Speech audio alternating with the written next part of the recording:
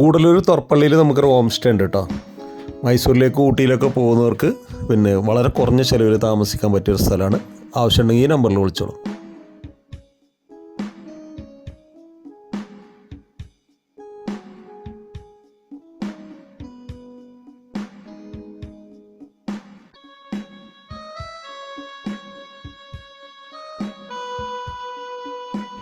ഇതാണ് ഉണ്ണികൃഷ്ണൻ ആവള, ഉടലാഴം എന്ന സിനിമയ്ക്ക് ശേഷം ചെയ്യുന്ന തന്തപ്പേര് എന്ന സിനിമയുടെ സംവിധായകൻ.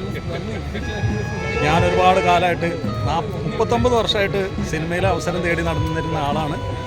ഇനി എൻ്റെ ആത്മാവിന് ശാന്തി കിട്ടാതെ മരിച്ചു പോകുന്നത് കരുതിയ സമയത്താണ് ഇദ്ദേഹം എനിക്ക് മനസ്സമാധാനമായിട്ട് മരിക്കാനൊരു അവസരം തന്നു. ഇനി മരണശേഷവും ഞാൻ ലൊക്കേഷനിലൂടെ ചാൻസ് വെച്ച് അലഞ്ഞു നടക്കേണ്ടി വരില്ല. അതിനുള്ള കാരണക്കാരൻ ഇതാണ്. റഹീംക്ക നല്ലൊരു ആക്ടറാണ്, അല്ലാതെ എൻ്റെ കഴിവുകൊണ്ടല്ല റഹീംക്ക സിനിമയിൽ വന്നത്. റഹീംക്ക എനിക്ക് വേണ്ട കഥാപാത്രം ചെയ്യാൻ പറ്റുന്ന ആളായതുകൊണ്ടും റഹീംക്ക നന്നായി ചെയ്തതുകൊണ്ടും ഞാൻ പറഞ്ഞല്ലോ അന്നത് പ്രൊഫഷണൽ ആയിട്ടുള്ള ആക്ടർ ചെയ്യാൻ വെച്ച റോളാണ്. അപ്പോൾ ഒന്ന് ട്രയൽ നോക്കാൻ വേണ്ടി ചെയ്തപ്പോൾ റഹീംക്ക ഗംഭീരമായി ചെയ്തപ്പോൾ ഞാൻ പറഞ്ഞു അത് വേണ്ട. അദ്ദേഹത്തിനെ വിളിച്ചിട്ട് പറഞ്ഞു ഡേറ്റ് ആവശ്യമില്ല, എങ്ങനെയാണ് സ്ഥിതി ചെയ്യുന്നത്. അത്രയല്ലോ, നിങ്ങളെ കഴിവുകൊണ്ടാണ് ഞങ്ങൾ. മാത്രമല്ല ഒരു ദിവസം എനിക്ക് വേണ്ടി ഷൂട്ടിംഗ് നിർത്തിവെച്ച് ഞാൻ വേറൊരു വർക്കിൽ പോയിട്ട് അങ്ങനെ കൂടി സഹകരിച്ചിട്ടുണ്ട്. ഉണ്ണിയേട്ടനെ കൈരളി ചാനലുകാർ വിളിച്ചു. ഇതാണ് അജയ് കുമാർ, ഞങ്ങളുടെ അജി, എൻ്റെ ഹൃദയത്തിൻ്റെ കൂട്ടുകാരനാണ്. ഞാൻ സിനിമയിൽ വരണം എന്നുള്ളത് എന്നേക്കാൾ കൂടുതൽ ആഗ്രഹിക്കുന്ന എൻ്റെ ഹൃദയത്തിൻ്റെ കൂട്ടുകാരനാണ്. ഇദ്ദേഹം എന്നെ ഒരുപാട് സിനിമകൾക്ക് വേണ്ടി അലിഫ് എന്ന സിനിമയുടെ സംവിധായകൻ മുഹമ്മദ് പോയക്കാണ് ഇരിക്കുന്നത്. അദ്ദേഹത്തിൻ്റെ സിനിമയിൽ അങ്ങനെ ഒത്തിരി സിനിമയിൽ എന്നെ പരിചയപ്പെടുത്തിയ ഒരാളാണ്. തന്തപ്പേര് എന്ന ഈ സിനിമയിൽ എനിക്ക് ഈ അവസരത്തിന് വഴിയൊരുക്കിയതും എന്നെ അതിലേക്ക് ചേർത്ത് തന്നതും ചേർത്ത് പിടിച്ചതും ഇതെന്നെ എൻ്റെ അജയാണ്.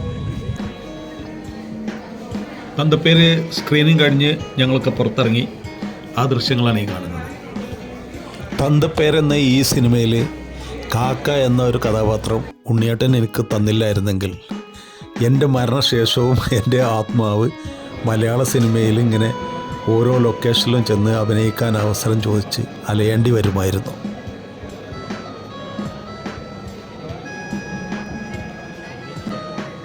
ആയിരത്തി 1921 എന്ന സിനിമയിൽ മമ്മൂക്കയോടൊപ്പം ഐവിശ് സാറിൻ്റെ ആക്ഷൻ ശബ്ദം കേട്ടാണ് ഞാനെൻ്റെ സിനിമാ ജീവിതം തുടങ്ങിയത്.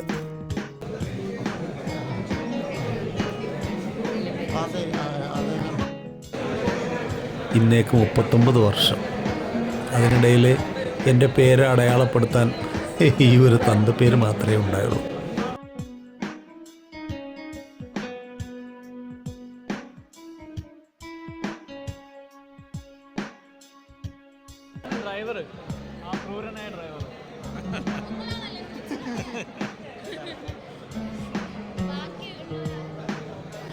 തന്തപ്പേരിലെ അവർ പറയുന്ന ആ ക്രൂരനായിട്ടുള്ള ഡ്രൈവറാണ് ഞാൻ കേട്ടോ.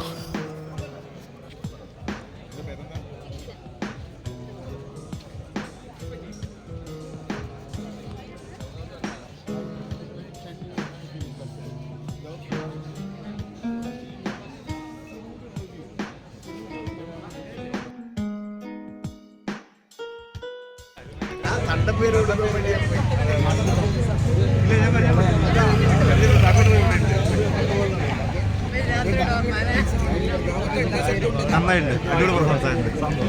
അനിയനാണ്.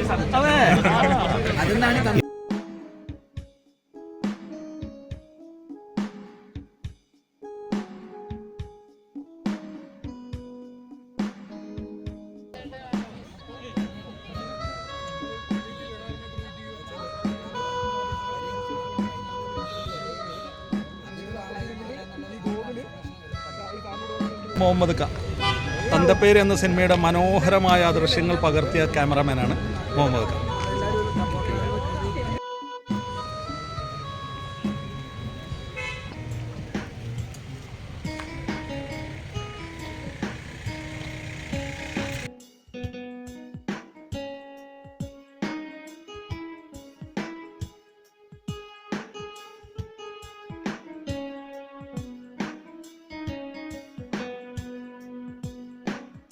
റഹീംക്ക നല്ലൊരു ആക്ടറാണ്, അല്ലാതെ എൻ്റെ കഴിവുകൊണ്ടല്ല റഹീംക്ക സിനിമയിൽ വന്നത്.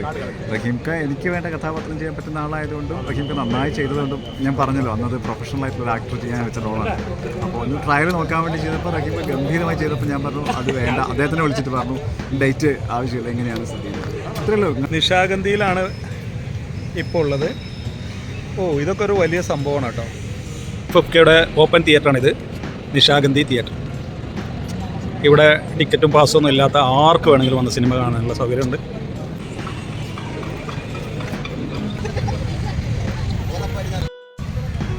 ഇവിടെ നിന്ന് പോവുകയാണ്, നാട്ടിലേക്ക് തിരിച്ചു പോവുകയാണ്. പക്ഷേ ഇത് റിഹേഴ്സലാണ്, ഷോട്ട് അടുത്ത വർഷം.